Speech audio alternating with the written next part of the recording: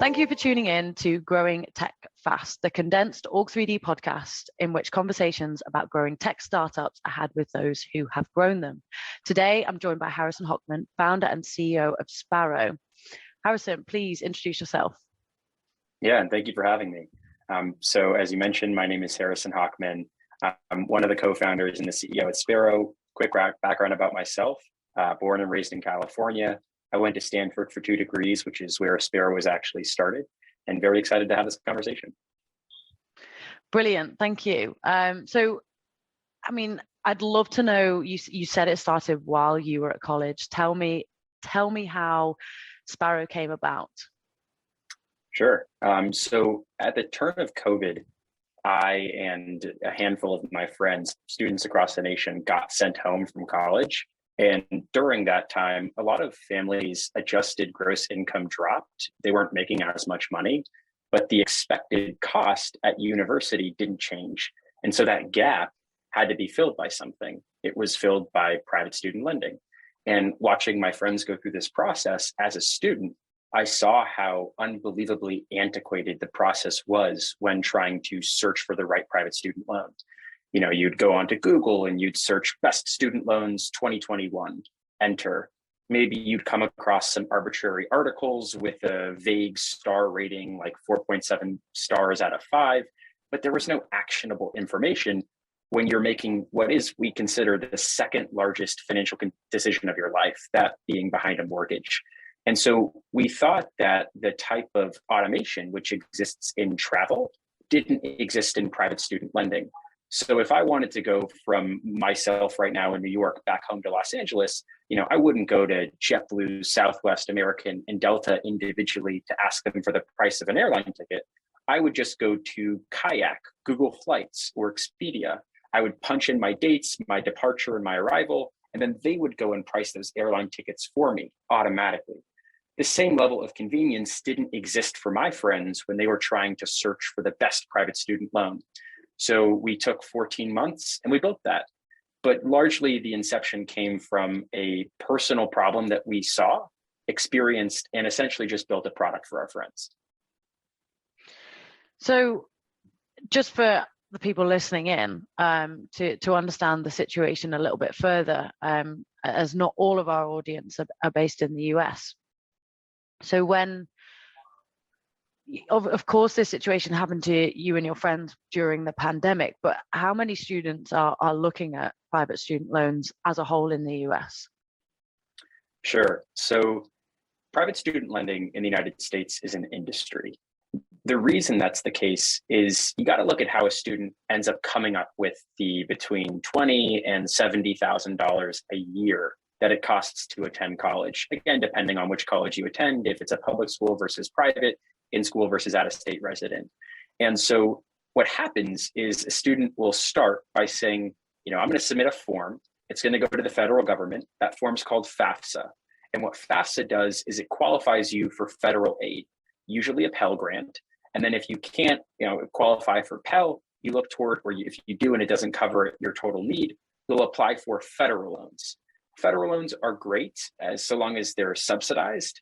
Subsidized means that the federal government pays your interest while you're in school, and they have great protection on the back end. So if you need to put your loan into forbearance, they'll allow for that. So after you've exhausted Pell, grants, scholarships, work study, and federal loans, students will still come up with this gap of finances that they personally can't cover, they can't come out of pocket for.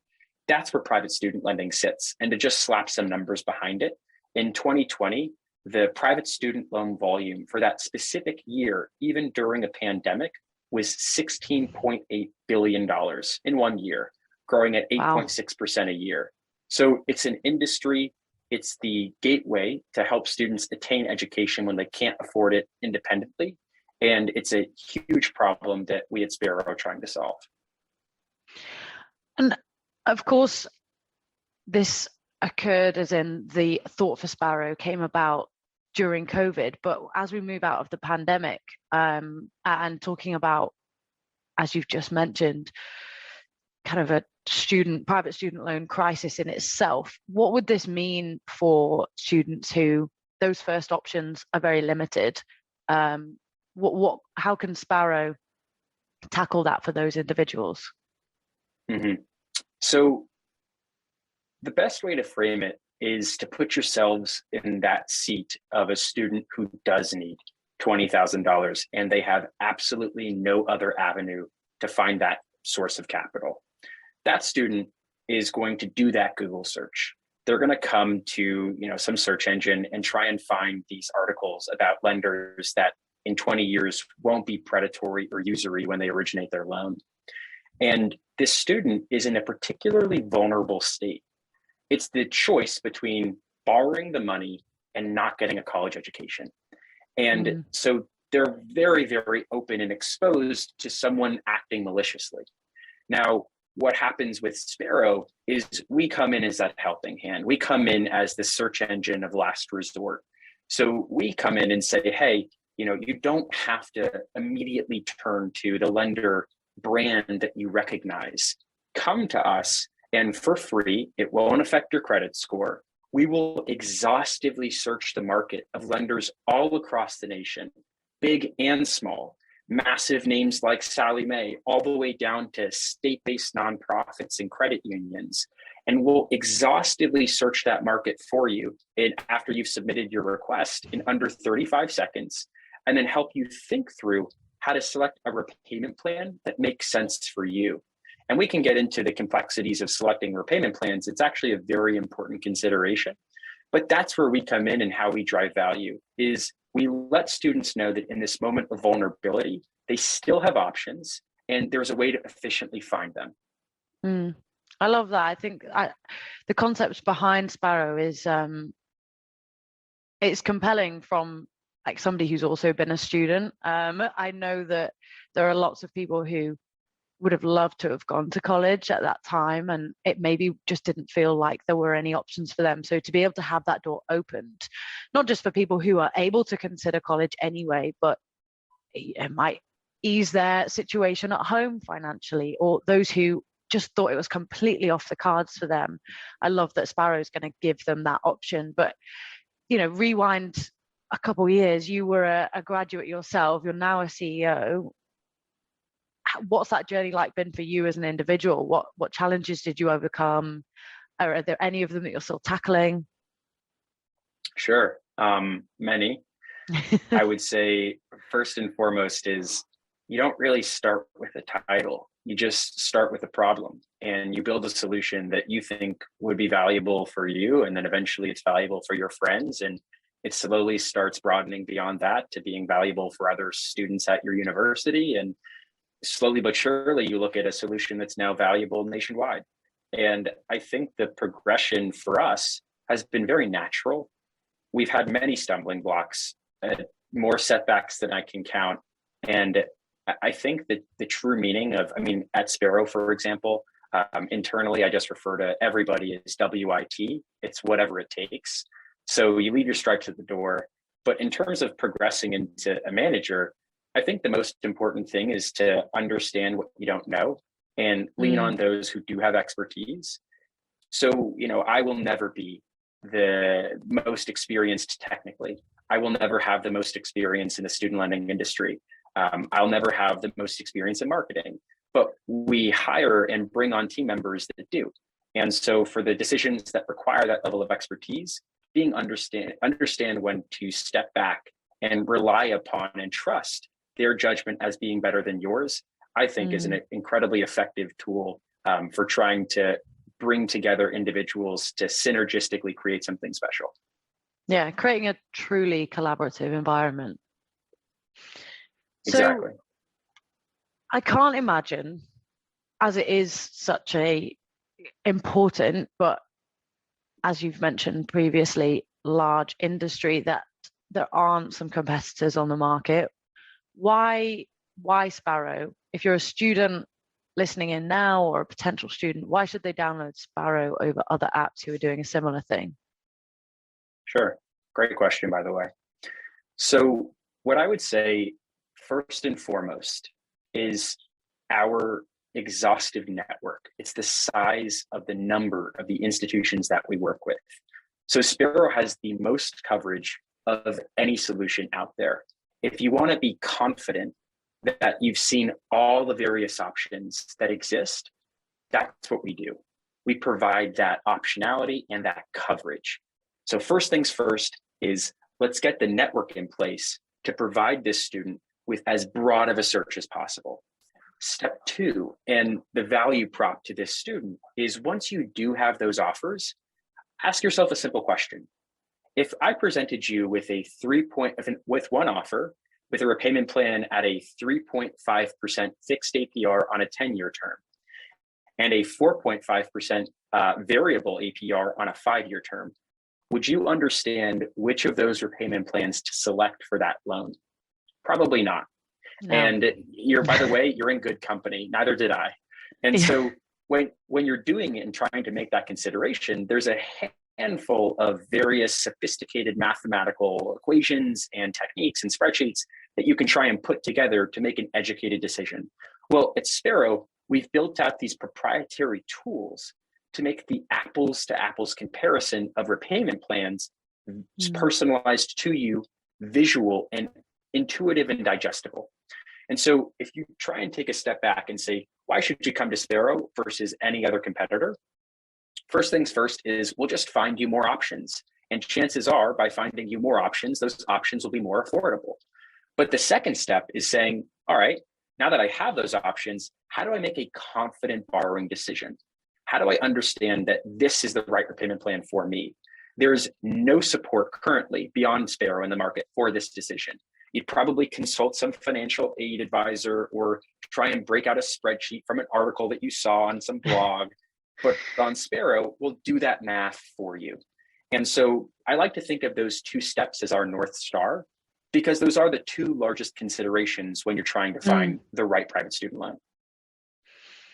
So moving into the future, of course, at this current moment in time, everybody, although at different paces, is moving out of the pandemic. So the elevated issue of this will, I imagine, slightly alleviate as we go further out of the pandemic. But what do you think, moving out of the pandemic, how will that impact the private loan crisis and Sparrow itself?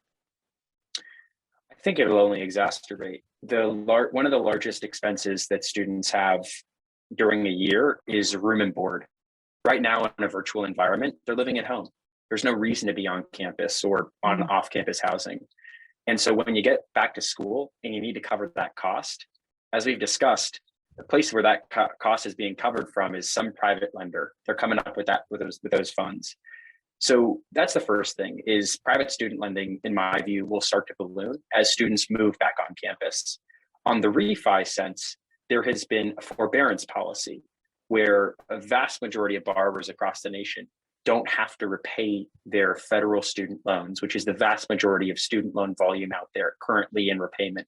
It's in what's called forbearance. Forbearance simply means, interest is not accruing and I don't have to make those monthly payments. Well, the forbearance pause might get extended. It's supposed to end on May 1st. It might extend for a few more months. But as we come out of the pandemic, the expectation is that the forbearance period will end. And so as the forbearance period ends, suddenly you have a reason to refinance that debt, presumably at a lower APR from a private lender. And so Sparrow does both things. We help students find in-school lending, that's called private student loans. But on the out-of-school front, we also help young adults refinance their loans at lower rates and more affordable repayment plans. And I guess to dive a little deeper into that question, with inflation at a high, people aren't in the same financial situation as they were pre-COVID, which will only increase this problem that you've just mentioned. But we don't know how that inflation issue is going to be solved over the next 6-12 months. What's your envision for the next couple months, next year, 2 years? What do you think is going to happen in a more general sense? And then tell me a bit about what's going to happen for Sparrow. Sure. So as inflation pertains to student loans, I think the most important thing to look at is the rate of change of the average APR in private markets and then also what the APR is set by Congress on federal loans. Fun fact is Congress actually sets the APR for federal loans, both subsidized and unsubsidized. On the private side, lenders each month update their rates. And so what to look out for is those rate changes. You know, when we were in the heat of the pandemic, rates were at an all-time low. And so it was actually a fantastic time to refinance your loans if you were in a position to do so, because you could refinance them at historically low rates. Well, as that changes and rates start increasing, I think we're going to have a rate hike sometime next month. The rates for private student lending, but also for student loan refinancing, will start to increase. So I don't have a crystal ball. I have no idea where it's going, but I can say that the value of a technological solution like Sparrow will, in my opinion, be ever increasingly valuable as rate variability and uncertainty increases, because there may be some lenders who are able to keep that APR constant, whereas others are reflective of the market. You'll have no idea until you search for them. How do you efficiently search for them? That's on Sparrow. So given that, what's in store for Sparrow over the next 12 months? What you can tell me. Sure. So what's in store for Sparrow? Well, we've got a handful of great updates coming. First things first is we're continuing to broaden our network of financial institutions with which we pre-qualify on behalf of. What does that mean practically for borrowers? It means that you'll just get more qualified and affordable offers from various financial institutions. Why this is important is because Sparrow wants to get to the point such that regardless of who you are, if you're a US citizen or an international student and you can't even find a US based cosigner, for a quick digression on cosigners are people that guarantee your loans. They're very important in private student lending because young adults don't have credit history. So regardless if you're a US citizen or an international student who can't find a US based cosigner, we want you to have options on Sparrow. Trying to solve for that is a very difficult problem. What it involves is trying to find these niche one-off lenders, either internationally or domestically, that can have coverage for those students, go through the compliance process and the technical overhead to integrate into them so that we can introduce them on the Sparrow market. Now, we have the broadest coverage thus far. We're just going to keep our foot on the pedal, and we're going to increase our coverage for borrowers. So I think within that 12-month mark by the end of December of this year, not only will we continue to have the nation's broadest coverage for private student lending and student loan refinancing, but we'll start to separate ourselves and be in a league of our own. On the repayment side, Sparrow is going to be coming out with, to the extent that I can talk about it, we will be coming out with a pretty compelling repayment product. If you think about the two sides of borrowing, you have borrowing the loan, how you found that loan and ended up taking it on as a borrower. But on the backside is repayment. How do you pay that loan back? And so this same mindset of using technology to efficiently search for loans is going to be used for how do you efficiently pay them back. And there's a variety of features and exciting integrations that we have coming, not too long. So probably within the next couple of months. Very, very exciting. And I think we've spoken quite a bit about the product and why it's relevant, interesting, and an exciting thing for your customer base and why they should use Sparrow. But to kind of flip the conversation slightly, because I imagine there's going to be a lot of people coming out of university who think, hey, this is a really cool idea. I could use it myself, but also sounds like a great product to work on. So what's great about working for Sparrow? Sure. I'll talk about it totally from a personal sense. Why is it that everybody at our company gave up incredibly compelling opportunities with huge opportunity cost to come and try and solve this problem? Just to put this in perspective, private student lending and federal student lending, so student loans abroad, there's in America, there is approximately, depending on where you look at your numbers, about $1.7 trillion of outstanding student debt. Now, to put that in perspective, if student loans were the GDP of a nation, student loans in America would be the 11th largest nation in the world. The student Wow. loan category is the second largest credit industry in the US behind mortgages. It's the fastest growing credit industry in the US. And so when we talk about getting out of bed to do something big that impacts a lot of people, it's a fantastic North Star to have. And thing two is, because of the regulatory capture of the student loan industry, there's been very little innovation since early 2010s.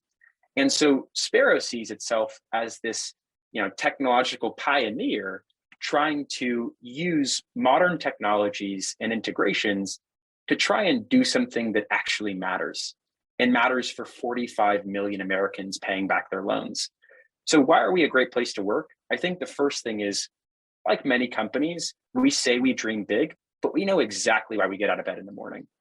Thing two is, we are a talent-dense culture. So, we're very deliberate with who we bring onto the team. And the top thing that we prioritize is passion.